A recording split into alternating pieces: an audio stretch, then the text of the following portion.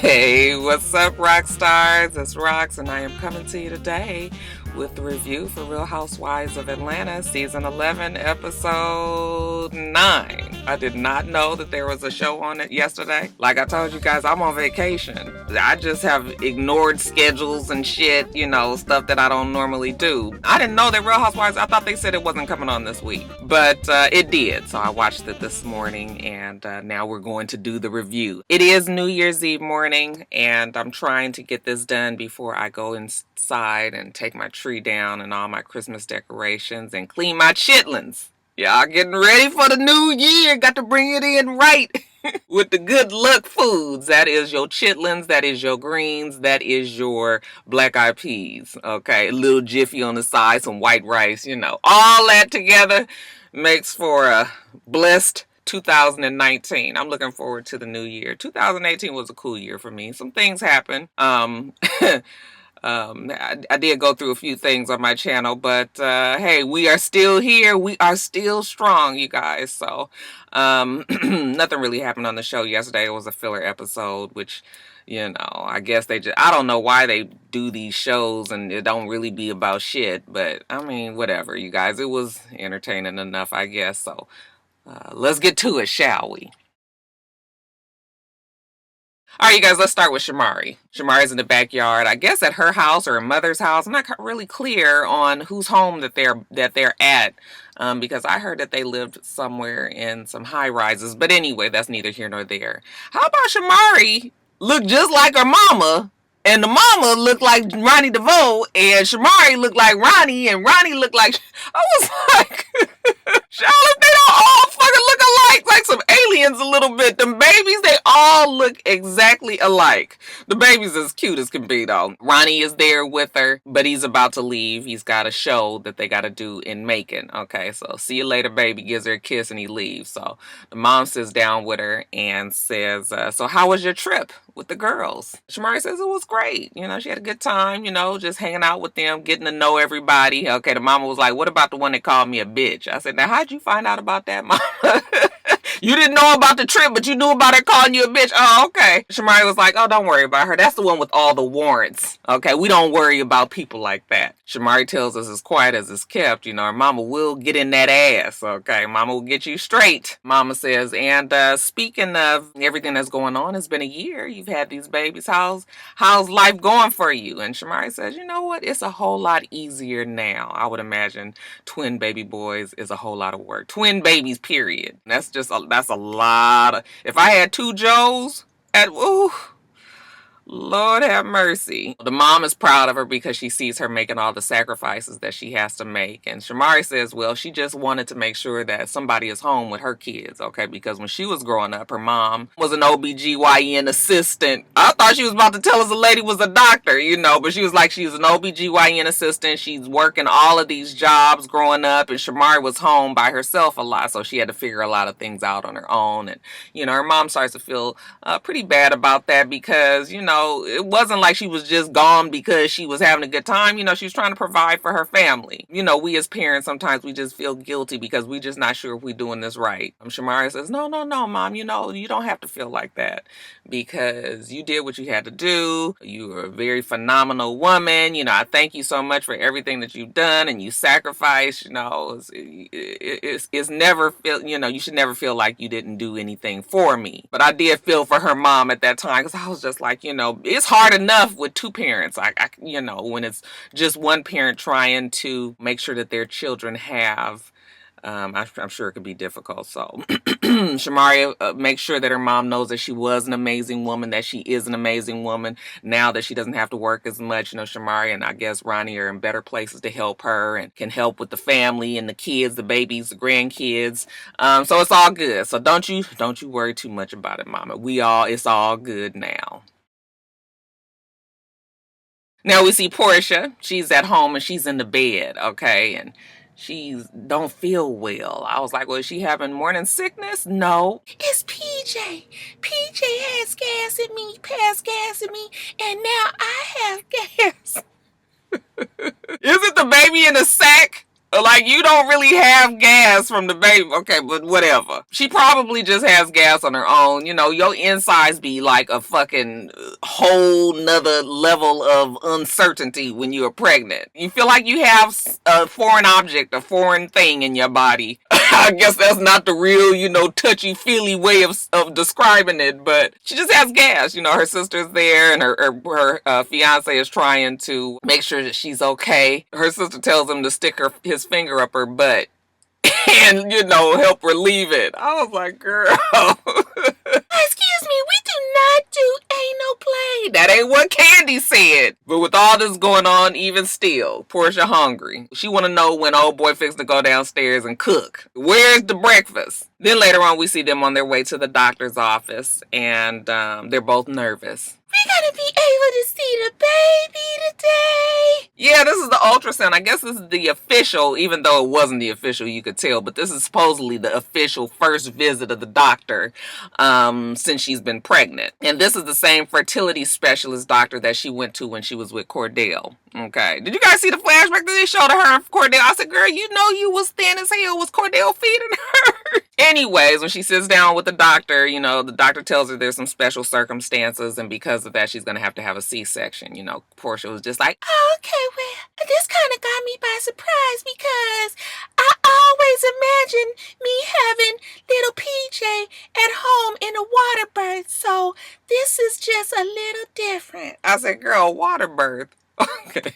Look, I'm not knocking anybody that do the water births, okay, or the at-home water births, because I do know a few people that have done it and have been successful. But I just know a lot of other people that thought that they was gonna go through a water birth, and then they got their ass up in that water, and then they was like taken on to the hospital. Okay. The reason that they're there is because they're gonna have the vaginal ultrasound. The reason why I told you that this is not the first visit is because the baby is big. Like when I went for my very first visit, just so I can hear the heartbeat. Okay, that shit was a little, I ain't called the babies no shits or nothing. Love Joe and Jada, but you know, they was real tiny, and all you could see was a little tiny dot, you know, a little heartbeat. You couldn't see no spine and head and all of that. So definitely she was a little bit further along. The ultrasound basically goes well. Porsha and Dennis are gonna be mamas and daddies. Good for them. Next, we see Eva. She's trying it again, okay? Going to go look at some wedding dresses. Her wedding is in 2 months. I was like, 2 months and you don't have your wedding dress? Girl, would be a stressed out mess. Hopefully she's just doing that for the show. Because usually you have your dress quite a ways in advance so that you gotta, you know, go back for your fittings just in case you gain weight like I did. Okay, my mom was like, are you stepping on the bottom of the dress when I was trying to slide my dress on? I was like, no, I must have picked up a few pounds. So, you know, she had to let out some of the hem in the back just so that I could fit into the dress a couple of days before my wedding. Like I said, it's 2 months away. You guys remember the first time she went to go try on dresses with her mother, and that was a little bit of a disaster. So this time she has invited Nene because she said she feels bad that, you know, Nene was hurt about the whole bachelorette party. So she did drop the ball on that one. Well, it's Nene and Marlo. And I was just like, now how would you bring, you know, you knew this was for the show because Eva and Marlo shade each other the whole time. Like if I was really being serious, I'd be pissed if you brought that bitch to my damn wedding gown fitting or trying to pick out a gown. Even though Marlo does have an eye for fashion. So Eva was just like, are you trying to get back at me? Nope. Andy told her to bring her, girl. It's okay. Now, when they sit down, you know, with Eva and they trying to figure out the vision, it's clear that Eva and Nene have different visions. You know, Eva is going for angelic and Nene was like, bitch, angelic is for the bridal shower. For the wedding, we want over the top, give me some titties, show some leg, pop that ass out. We don't really go to Nene for fashion advice, okay? If we wanted to know how to wear jeans and t-shirts and long ass, you know, tunics and whatnot, we would go to Nene for that. But as far as, you know, bridal gown couture, yeah, no, Nene is not really it. But whatever, let's get this show on the road. So Eva goes in the back and she comes out in this one dress. It's a high-low gown, has lace on the top, on the bottom. It's very plain, understated, I should say, but it was a pretty dress. But I was with Marlo. Marlo was like, oh, I love it, but it's giving me so much prom. Eva was like, prom? Like, what kind of prom have you been to? I said, girl, it is prom. Okay, if we would have made that hot pink or turquoise blue, you'd been prom all the way. Marlo was like, I need more couture.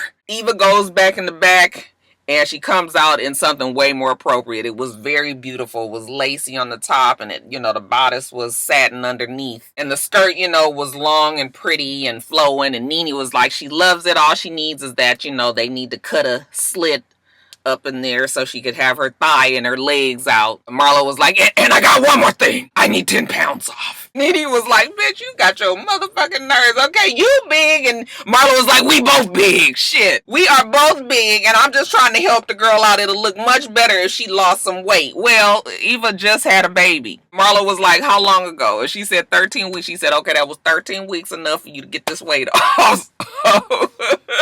Just bring it down 10 more pounds. You're going to love the way you look in the dress. Again, Marlo is harsh and a whole lot, but Marlo does know what she's talking about. She looked beautiful in that dress, but 10 pounds would make it even better. Fuck, 10 pounds off of anybody at this point. We all would look better with 10 pounds off. So I feel like that dress that she tried on, the second dress, was similar to what she actually wore in her wedding, but I think she had a few dresses for her wedding, but for the actual wedding, I kind of feel like she did have something similar to at least what that top was. I feel like the bottom was a whole lot fuller, but yeah, that was it for Eva.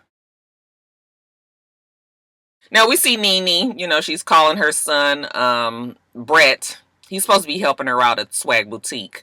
Brett didn't go away to college, and she was like, your ass got to do something. You can't just sit around. I said, I guess that the old comedy managing thing didn't go well after it was that big confrontation. Remember, him and Greg and some other people got into it at the door of one of her shows. I was like, grand opening, grand closing. So I don't know what exactly Brett is doing right now. I guess he's just being a rich celebrity kid. So she calls him on the phone, and she tells him that he needs to get his ass down there. Later on, we see them at the house. Greg has his boys come over. You guys know that he had a bunch of kids. Actually, Nene says a basketball team worth of boys before she got together with him. And then she had, what's that first son's name? Bryce, with somebody else. But Greg pretty much raised Bryce as his own. And then she and Greg have Brett together. Greg only make boys, apparently. They're all over at the house, and they're just kind of explaining to them what's going on with Greg. So Greg says, well, first, let me just tell you guys that I have been healed of cancer, colon cancer, by God. And that is what Greg is standing on firmly, even though the doctors did tell him that, the cells have escaped into his body and that, they wanted him to go through chemo, but he had decided that he wasn't going to do chemo. So then Nene tries to explain a little bit further and says they did cut the cancer out of his colon. However, there were some cells that escaped through the wall and, might be floating around. So that's kind of what the situation is.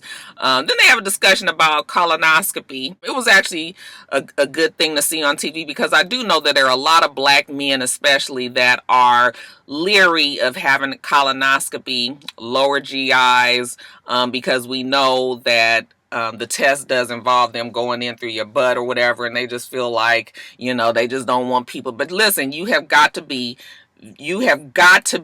very vigilant, not vigilant, diligent with your health. We as black people, I think we do a lot better than we did even 30, 40, 50 years ago, but we still have a ways to go, and these tests are necessary. Okay, you hear about black men having colon cancer and prostate cancer, and a lot of these things can be found through early detection. Like if you would go and have these tests done, you would find out sooner rather than later that this is something that you need to deal with, that you need to fix. It's important for us to take our health seriously. And so that was a good thing to see on the show, that, Nene was explaining to the boys that they need to make sure that they get these tests done. And they seem to understand that it was serious, that they needed to get it done too. Now we see Kandi. She and Ace go over to her mama's house. Who's that? Mama Joyce? Well, we ain't seen Mama Joyce in a month of Sundays. It seems that Kandi hasn't seen her in a month of Sundays either, because Mama Joyce been on vacation after vacation after vacation. Hell, Mama Joyce didn't even come to Kandi's ASCAP Awards thing in Los Angeles. I was a little salty about that. Oh, I'm sorry. Anyways, not only has Mama Joyce not seen Kandi, but Mama Joyce ain't really been around Todd. Why is that, you ask? Because Todd is upset about the whole lemons to lemonade comment that she made to Porsha last season. Mama, I know that you and Todd have not been talking. Well, he hasn't been talking, but I've been fine. Well, he ain't really got nothing to say to you since the lemons comment. Then Kandi tells us, the lemons to lemonade comment set Todd and my mama back millions of years. Todd was like, if that's the way that she feels about me, cool. I'm done. Okay, but Joyce don't see what the big deal was. I meant it as a compliment. Mama, don't nobody take that as no compliment. Oh, yes, they do, because what I meant was, if they a lemon and you turn them into lemonade, then trust, they couldn't have picked a better damn lemon. Kandi was like, Mama, it was a backhanded compliment. It wasn't even a compliment, period, okay? Joyce was being shady about Todd as usual. I don't want you and Todd walking around being mad at each other. So do me a favor. Next time that you see Todd, I want you to say, if there's anything that I said that offended you, I am sorry, okay? And Mama Joyce says that she will oblige. So Kandi and Joyce go down to the new old lady gang over here on Camp Creek, and that's Todd's newest project. So they're going down there to visit him. It seems that the other old ladies of the gang will be there later, but Mama Joyce and Kandi are going there early. I'm praying that my mama and Todd will put all of the negativity behind them, and they will actually want to be a family. So, while they're there, Todd is explaining all of the, what's going to happen in the new restaurant, was different from the original old lady gang on Peter Street. And, Kandi was like, you just got to hand it to him. He's been successful with that one. That was his idea. They have this new one that's coming up in Camp Creek, and then they have one in Phipps Arena. Just hand it to him. The boy know what he doing. Kandi says, well, I'm glad we are here together, just the three of us, and Joyce is like, so I can talk to my little lemon.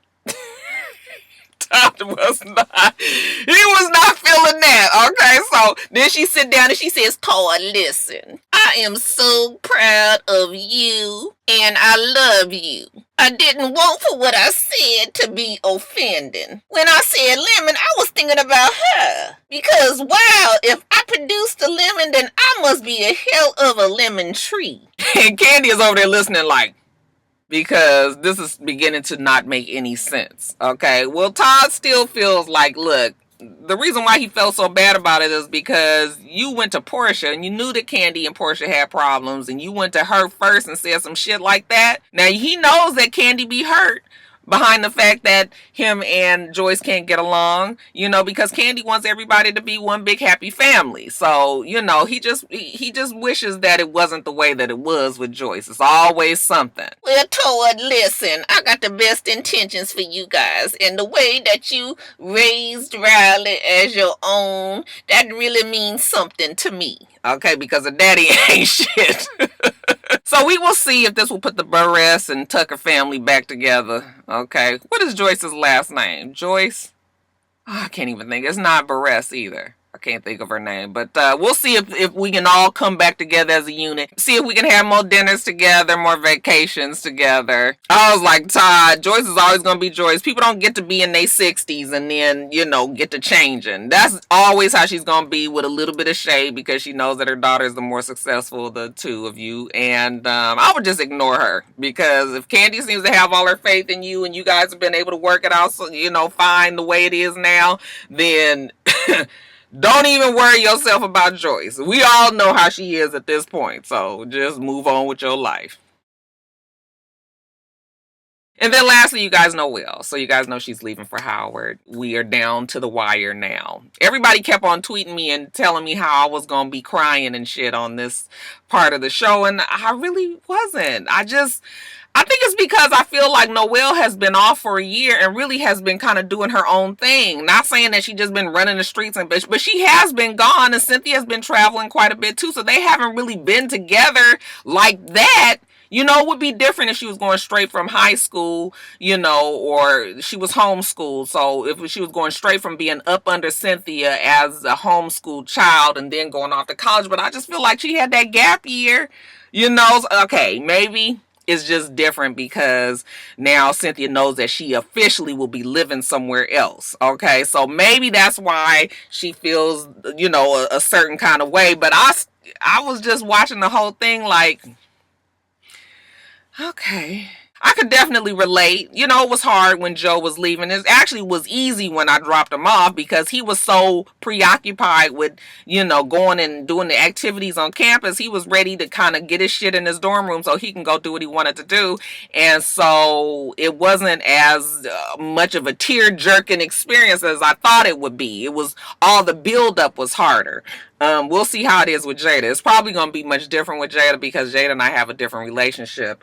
But, this part of the show is just like, oh, okay, yeah, I understand. So Cynthia got all these people over at the house and, she's just talking about when she left when she was 18 years old. Her mom said she was so depressed and Cynthia was like, she had no ideas because, moms don't want you to know that. We want to send you off into the world. Cynthia goes upstairs to check on Noelle and Noelle is having a full breakdown in the room, okay? She's supposed to be leaving in a few days and she's crying. She can't do it. It's a full slide down the wall, crying. Cynthia down there not knowing what to do, because that is her that's her only baby. So, of course, she's got that main heartstring and she know how to pull it. And Cynthia is just very upset. She's just all like, Mom, I can't go. I can't do it. I can't do it. And Cynthia's like, no, you have to do it. You're going to be okay. You can do this. But, inside, Cynthia probably wants to be like, no, you can just stay home. Just stay home. So Cynthia goes downstairs and she tells everybody that they need to leave. She's sorry, but she just needs some time to herself and Noelle. And I was like, why everybody got to leave? Your house big enough. Just go on a different floor. Shit. But they all like, okay, so she goes downstairs and she calls Nene and she's telling Nene how Noelle doesn't want to go. She's crying and Nene was like, girl, first of all, she's going to be fine when she get down there. Yeah, she's upset and nervous right now, but when she get to her dorm and gets on campus and get to meeting everybody, she going to wonder why she was even tripping. Like, yeah, everybody kind of has that moment in their lives when they like, damn, I'm a grown up now. That's how I felt when I had my first child. I was like, fuck.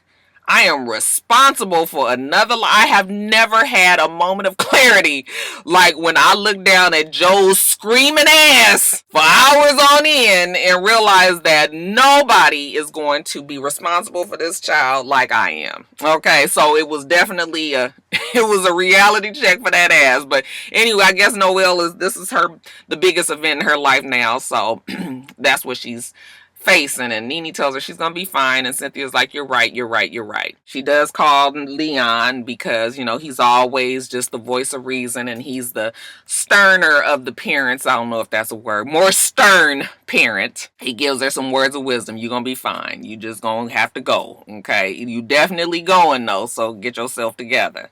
So then we see Cynthia, and Noelle is finally the day, and she's gotten Noelle and all her stuff down there to Howard University, and they're moving into the dorms, and by the luck of the draw, Noelle's roommate fell through and she got the room to herself. I was like, that same thing happened to Joe, even though he had roommates in and out. So somebody may still end up coming, but as of now, they don't have a roommate. So, Cynthia's trying to trick the room out, and Noelle has done a little decorating already and put up her pictures, and Noelle is seeming a little bit better. Okay, now she don't know nobody in any of her classes, but she does have some friends that are there, so she's feeling a little bit more positive about this whole experience. Cynthia tells her she's going to be fine, and she knows that she is going to be fine as well. So later on we see Leon. He's finally made it to town. They're all going to dinner together, so they go to a nice restaurant,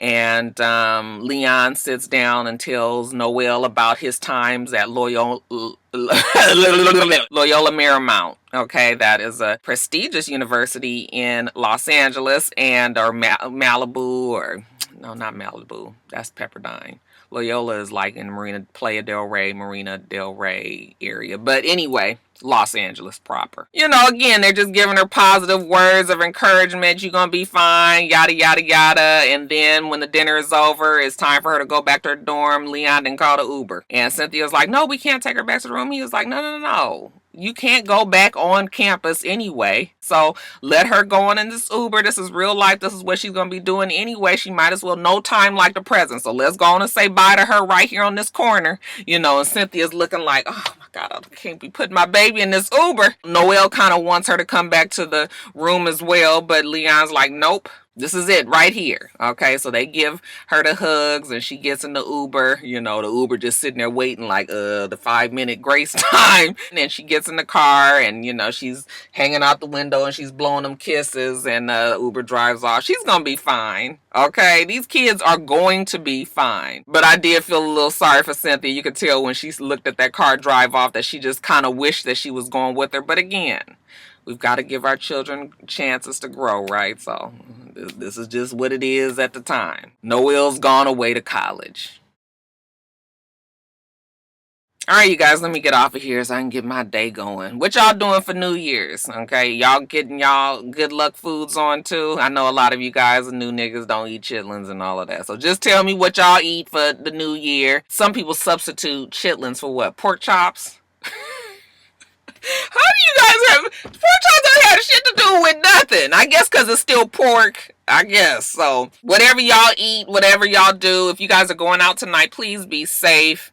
No drinking and driving. I mean, there are too many driving services now for anybody to have that problem. Okay, you should not be getting behind the wheel if you have been drinking. And really, I hate for people to even be out on the road because even if you haven't been drinking, somebody else has been drinking and might crash into you. That's why I be trying to tell my kids, the kids want to go and do all of this, and I be like, you need to be some fucking where and have your ass there. Don't be out driving around and on the streets and everything. So I'm telling that to you guys as well. If you going somewhere, get your ass there and stay there for a while.